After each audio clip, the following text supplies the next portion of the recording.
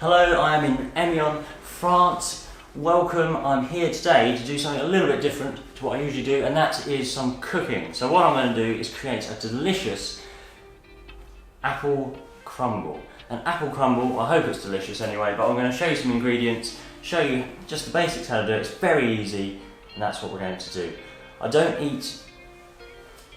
I just don't eat refined sugar. I tend to eat sugar that's more natural, so whether it's from honey, whether it's from fruit, or just naturally occurring sugars really. So I'm not going to add any sugar to this, but it will still be sweet, but not as sweet as perhaps usually known, but it will be slightly sweet, rustic, nice, hearty, rich apple crumble. So that's what we're going to do right now. So the first thing you need to do with apple crumble is get an apple. So I'm going to do that now.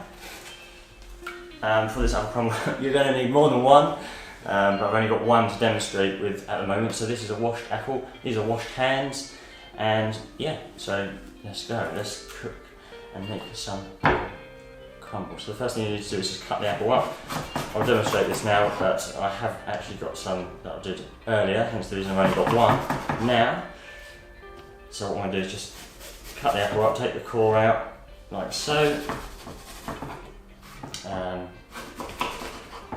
Cut it up. What you want to do is just cut it into dices, literally dices. The shape and size of dices really quite chunky, because when you go to eat the apple crumble, you want it to still have a little bit of texture, or actually be able to identify it as apple still. And what I tend to do is leave the skin on, just because I find it more, it's a bit of a crisp, there's more texture, it keeps some of the flavour in it, keeps it sweet, just gives it a lovely bit of texture really. So what you want is it sort of diced up to dice size pieces of apple, just like so.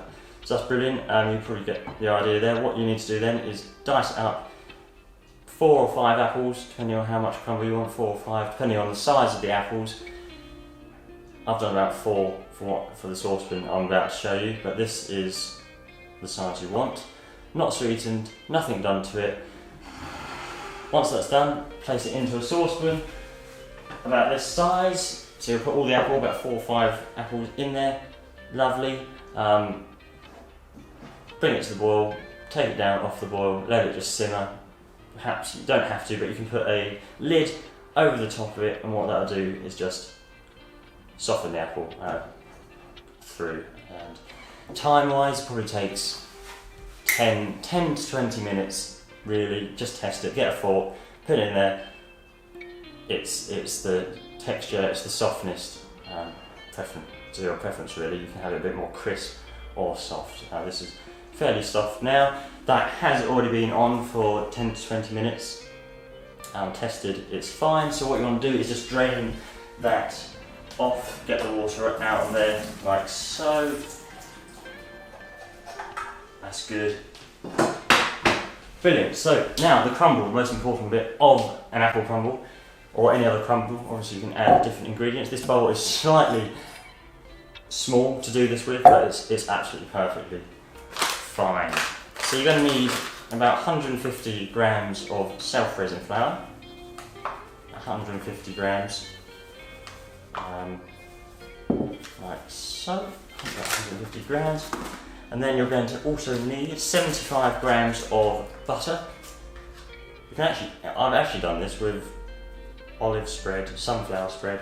It's so adaptable, so easy if you haven't got the right ingredients just to put this together anyway. So that's probably not 75 grams, but 75 grams strictly speaking. Then what you need to do is create the breadcrumbs, and the way to do that really is to get your hands in there, get messy, and pretty much it's it's hard to describe really. What you want to do is push the flour into the butter. So pushing it together, rolling it sort of between your fingers, sort of squeezing it, pinching it. And what that does is it starts to create the breadcrumbs, just kind of pushing the butter into the flour so that it becomes breadcrumbs really. Turns into small little pieces, almost like grains of sand, breadcrumbs, For the amount of butter, this is probably a little bit too much flour because I put the right amount of flour in but not the right amount of butter, but that's absolutely fine anyway, because in a moment the secret ingredient to creating a sugar-free apple crumble is honey. And I've used runny honey before, but now after using set honey I find it's a lot easier to put in. So you're rubbing it in your hands really, just doing it. When you get a large piece of butter, rub that particularly, just like so really, that sort of motion, just like that. And what you're doing is creating the little breadcrumbs, just like that, so it becomes grainy like sand. From the floury flour to almost like a sandy texture that shouldn't get too stuck to your hands, like so. Next thing I want to do is grab some honey. This is, again, there isn't really a measurement to this, but what I would do is just do this as taste really. I'm going to put that amount in there. You can put a little bit more if you want a bit more of a traditional sweetness, and then do exactly the same again. This is a little slightly more difficult with honey in it because it's sticky, but just the same as the butter. It's just like melted butter. So what you can do is just rub that together like so, and it becomes a nice sweet light breadcrumb that when it's cooked through is just marvellous.